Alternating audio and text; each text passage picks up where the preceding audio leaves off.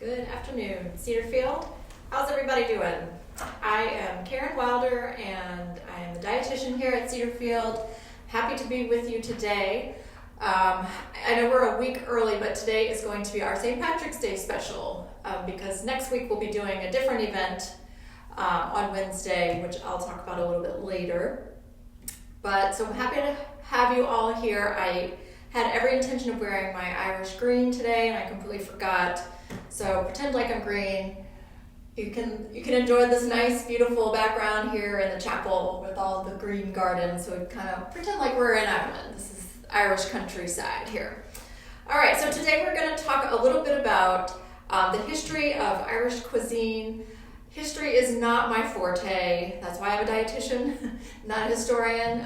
Most of this information I'm going to give you is coming off the internet, so I apologize if the facts are not quite accurate or I do a poor job of telling them, but stick with me and we'll talk about, a lot of potatoes and some meat and things like that. Anyway, so obviously when we think of Ireland, we think of green, but we think of potatoes, and that is for good reason. Potato is still very much a staple crop in Ireland. But it's not native to Ireland, which I think is pretty interesting. So we'll talk a little bit about how the potato, played a role in Irish history and the history of their cuisine. So before the potato arrived and before the English arrived, the food from the people that lived in Ireland was greatly influenced by a lot of different cultures like the Celts and the Vikings and other, colonizers that would come in to the country. But predominantly back in those days, people were pretty simple, as they kind of still have a reputation for being. And they lived off the land, growing a lot of grains and cereals and crops, vegetables. But then also, you kind of forget that Ireland is an island and it's surrounded by the sea. So obviously seafood plays a big role in their cuisine as well, which it still does today. Just something you don't really associate, at least I don't, with Irish cuisine. But so before the potato made its entrance, cattle was kind of the main staple in Ireland. So the wealthy people could feast on the meat, and then the simpler people or the poorer people were then left with, kind of the leftovers, the offal and the milk and they could use the milk for cheese and butter and things like that. So in the mid to late 16th century, the Spanish conquerors came over. So they had obviously been busy over in South America, and they were introduced to the potato through the Incas there in Peru and that area. So they brought the potato over to Europe, and then from there it came on over to Ireland. And then to everyone's surprise, the climate in Ireland turned out to be ideal for the growth of this potato.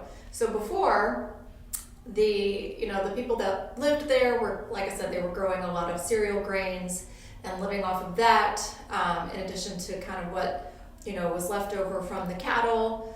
After the rich people were able to take the good parts. But so the potato came in and it provided it opened up a lot of more opportunities for nutrition for these people because it grew really easily. You didn't need a large piece of land to grow a lot of potatoes on. It grew quickly, it's full of vitamins and minerals, so it really became a staple of their diet. And it was a very hardy and bountiful crop until the famines started. So we've all heard of the great potato famines back in the olden days of Ireland. So there were two main ones. The first one was in 1739, which was caused by just cold weather. The cold weather that must have had a particularly bad winter, and it just knocked out a lot of the crops. But they recovered from that until the mid 1800s, so 1845 to 1849. This particular famine was caused by a blight that attacked the potatoes and it completely wiped out the crop, and it even wiped out a lot of the population. So 1 million people died from the potato blight, and then those who survived, who didn't succumb to sickness or anything, and then were able to kind of survive, the staples and things for people to live off of had been, pretty much destroyed. So they had to a lot of people just decided to flee the country. So a lot of people, up to 2 million people left and immigrated over to either the US or the UK. But then there were still several million people who were left over, but they were just kind of living in destitution, unfortunately. So they very, slowly kind of made their way back. So nowadays, obviously potatoes have become abundant again. We know a lot more about how to prevent sicknesses and blights and to keep our crops healthy. So it is thriving and still very much considered, something we easily associate with Irish cuisine. So another interesting fact in the history of Ireland and the history of the cuisine was when the English colonials came over. So like I said, cattle was very abundant, and many people were living off of the wealth of the cattle in Ireland.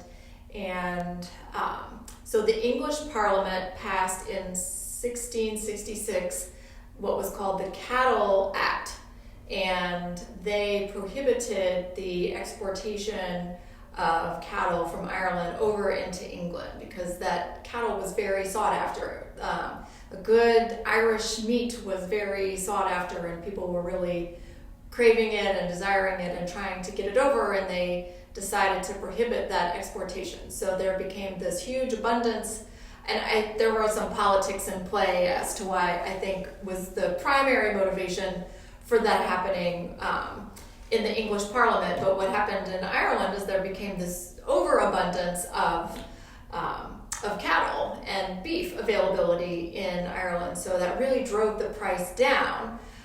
So that is how beef became such a huge part of the Irish cuisine there. But then in conjunction with this Cattle Act, there was also the tax on salt was particularly low. And I don't know, again, the politics and the history of that, but there was so combined with this abundance of beef and this cheap price of beef, and then this really low tax on salt, and plus the salt had a very good quality. That is kind of, and being in the 1600s, obviously preservation was a lot different without, refrigeration and things like that we have now. So, all of this beef began to be cured with this quality salt that was pretty affordable, and that is how we got corned beef. So the reason it's called corned beef is because the granules of salt were about the size and the shape of a kernel of corn. So it kind of resembled corn, and that's kind of how the association came to be. So that's how it became known as corned beef. So it's really just salted beef, but we call it corned. So that became really popular in Ireland. Interestingly enough, despite the fact that beef and salt were so affordable, some of the people who were making all of this corned beef were still so poor that they couldn't really afford to actually buy the corned beef. So they were just producing it to then sell it off to other people. So it became very popular outside of Ireland, and word became known or got out there about this really good Irish corned beef, and so people were producing it like crazy in Ireland and then shipping it off to be sold other places. And people, when they were shipping back and forth from Europe over to America, they were making very purposeful stops in Ireland just to get some of this corned beef, and they could enjoy it on these ships, on these boat rides. So that was interesting. All right. So another interesting thing about the potato in Ireland is that it's a white potato. Obviously, we know that, but it became known as the Irish potato and that was a name that the Americans gave it, because in America the potato at this time was the sweet potato. So that was kind of a way to differentiate between a white potato and a sweet potato, is the Americans started calling it the Irish potato.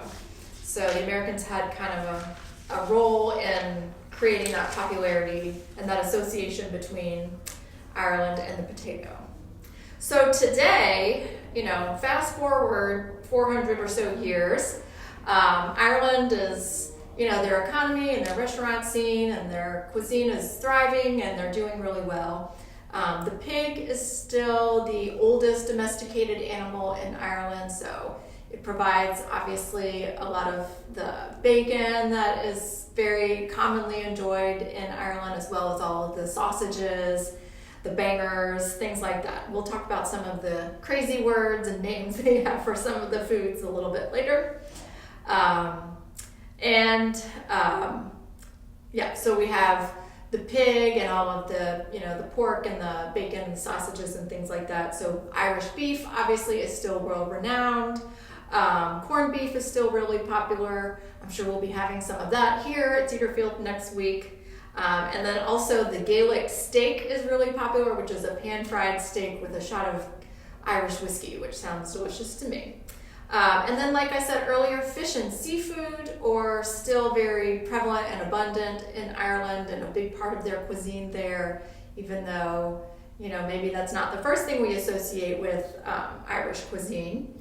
And then also something very well known or associated with Irish cuisine is the cheese. And so, as I was saying, way back in the 1600s and so, cheese was a huge part of their staples, since they had so much beef and they had the cows there. They could make all these really good artisan cheeses. And then the cheese making kind of died off for a really long time, and it became just not something as prevalent amongst the peasants or the people who are producing all the food. So it wasn't until kind of the 1970s and 1980s when some of the, these people who had cheese making in their blood, or just maybe in their family lineage, or just had the desire to get back to kind of that old school cheese making really good quality artisan cheeses from the actual cows in Ireland, rather than importing dairy from other places to make just kind of generic cheeses. So it really kind of grew this push to get back to those good Irish cheeses that are very known today. So that became popular. All right, so let's dive into some of the foods if you were to go to Ireland. So I was just telling Eddie that I was actually supposed to go to Ireland next month as kind of a side trip to, I'm going over to Portugal, and then I was going to hop over to Ireland. So I've been kind of, I was kind of studying up on Irish food and trying to figure out what all of these different names are for some of the food. So I'm actually not going to Ireland anymore. That kind of got sidetracked maybe till next year. But regardless, we all enjoy a good Irish restaurant. There's plenty around here. So if you go in, sometimes I find myself, maybe Googling really quick, like what some of the actual recipes are, because sometimes they'll tell you maybe in the menu, but they don't always. If it's really authentic, they probably don't expect you to know all of that. You got to do your research before you go in. All right, so obviously the Irish stews are really popular, whether they're made with beef or lamb or mutton. And then, of course, as most Irish dishes are, there's some sort of beef and potatoes and vegetables and a broth, and it's kind of like, there's just 100 different variations of that. So the Irish stew is the same, and it's got the potatoes and onions. There's usually some sort of incorporation of some stout beer or whiskey into a lot of these recipes, which I support. I think that gives it a great, interesting flavor, kind of sets it apart.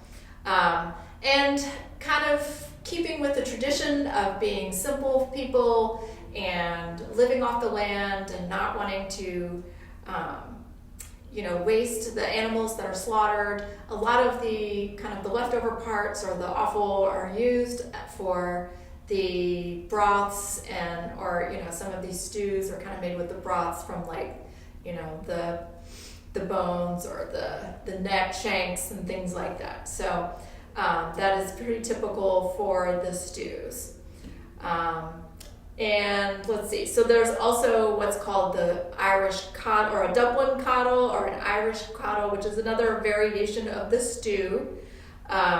Typically this is more like a leftover stew, so I guess an Irish stew is probably more intentional, and then the coddle is kind of known as just throwing all the leftovers in and cooking up a stew, maybe on a Saturday or something. So those two kind of sometimes get used interchangeably. All right, so then also kind of sticking with some of the meats, we talked a little bit about bangers. Bangers are the sausages that's made from, typically the pork, but maybe even the lamb or the mutton. And sometimes now they're even using beef. So a banger in kind of, English dialect is considered an extraordinary lie. And so I thought this was kind of funny because, the term for a sausage is a banger, and a banger is an extraordinary lie. And the reason those two are associated is because sometimes people don't always want to know exactly what's ground up into the sausage. There's lots of different parts that sometimes might get used in that sausage, and people just don't want to know about it sometimes. So that's kind of where the extraordinary lie comes into play, which I thought was pretty amusing. But some people also theorize that banger comes from the fact that, the casing around the sausage is kind of tough, and so sometimes when you cut into it or when you're cooking it, it might, create kind of a popping sensation or a popping sound. So it kind of, that's the bang, essentially. So whether any of that is true, I don't know, but that's what the internet told me. That's what old Google told me. All right. So another fun recipe that you might enjoy if you go out for a night on the town in Ireland is the Cuisine, which are pig's feet or trotters. So these are cooked with carrots, onions, and spices, or they might be dipped in breadcrumbs and deep fried, which, being from the South is probably how they'd be prepared if you were down there. We just fry everything. So pig's feet, so this is a traditional late night food. So typically if you're coming home from the pub late at night, after a night of enjoying some Guinness or some good Jameson whiskey or something, you might stop off and have some Cuisines, which are just fried pig's feet. Anyway, hopefully no one was planning to introduce me to that. I don't know that I would be game on eating that, but you never know. All right, so some of the potato dishes, there are champs or poundies. This is basically just mashed potatoes, and they're typically made with green onions and then a well of butter in the middle. So if you imagine kind of the top of a volcano where there's a big hole, kind of like when you dip the ladle on the top and create a little well, put the butter in there, and then what you do is you eat around, you get the potato from the edge, and then you dip it in the butter. And so anyway, so to champ, it means to pound, and then obviously you know what pound means, so that's kind of like when you're pounding a hole in the middle or a well, then you put the butter in. So that's kind of how the origin of that comes from the name of that food. Let's see, what else? We've got boxties. So those are basically just potato pancakes. Again, a lot of variations on the potato. So usually they might take some grated potato, like raw potatoes, and then mix it in with some leftover mashed potatoes and some baking powder, and some milk just to give it some, to thicken it up and give it some heft. And then of course you'd probably incorporate onions and garlic, maybe some green onions, and make nice potato pancakes. I'm sure you probably, fry them up on the grill or something. It sounds delicious. And then we have coal cannon, which is also incorporates cabbage, which we didn't really talk about, but obviously that's another huge staple of Ireland. It's green, like everyone associates with Ireland. So potatoes and cabbage mixed together with maybe some onions, or, again, all the usuals, onions, garlic, whatever. So that is called coal cannon. And then finally, we have, I think those are all the potato dishes I was going to mention. We have soda bread. That's another popular thing to enjoy in Irish cuisine. If you go to an Irish restaurant, they usually bring you a little thing of the soda bread. And basically that is like a sweet, quick bread that uses soda as a leavener. And it could be sweet, or it could just be standard bread too. So, and a lot of times it might have raisins or other little things in it. And it's usually good with some good Irish butter on it. So anyway, so hopefully you're all gearing up for St. Patrick's Day. Now if you go up to the Cedar Grill and they've got some Irish recipes on there, you'll have a little heads up on what you might be about to enjoy. If they have crew beans on there, just make sure you're aware that that's going to be pig's feet. So I'll have to ask Tyrone if he's planning on having that on the menu. But anyway, so I also wanted to talk about our event next week. So March is National Nutrition Month, so I have teamed up with our sous chef Blake in the dining room, and we are going to present a cooking demo next week at this time. So it will be live streamed, but you are also welcome to come and see it in person. And the benefit to that is that we will have samples of what we're cooking. The theme this year for National Nutrition Month is Celebrate the Flavors of the World. So we're going to be exploring, some of the staples, and kind of like we did today, we'll talk about some of the cuisines in regions around the world, and how the foods that they eat can be part of a healthy diet, and how you might incorporate some of the foods that come from different parts of the country into your own diet, just to kind of expand your palate and provide new sources for healthy foods. So Blake will be cooking up some recipes, and I'll be doing a little talking, and then there will be samples. So that should be a good motivation to come. So it'll be at 1 o'clock, our normal time. Again, it will be live streamed, or you can come in person. You can check the Informer. There's some information about it in there. So we hope all of you will join us, whether in person or on the live stream. And we will see you then. So happy St. Patrick's Day and happy Nutrition Month.